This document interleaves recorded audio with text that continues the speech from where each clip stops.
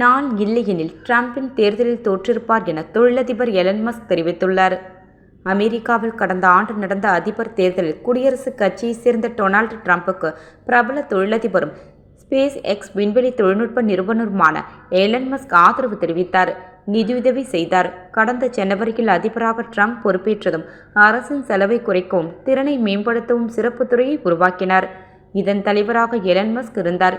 இருவருக்கும் இடையே ஏற்பட்ட கருத்து மோதலால் சமீபத்தில் அந்த பொறுப்பிலிருந்து எலன் மஸ்க் விலகினார். இந்நிலையில் டிரம்ப் அரசு சார்பில் புதிய செலவு மற்றும் வரி மசோதாவை செனட் சபையில் தாக்கல் செய்யப்பட்டது. இதற்கும் எலன் மஸ்க் எதிர்ப்பு தெரிவித்து அறிக்கை வெளியிட்டார்.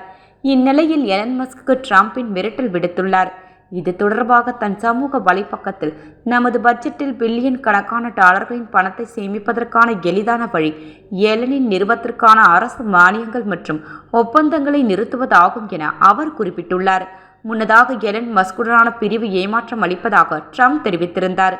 இந்நிலையில் டிரம்ப் மீது எலன் மஸ்க் கடும் விமர்சனத்தை முன்வைக்க தொடங்கினார்.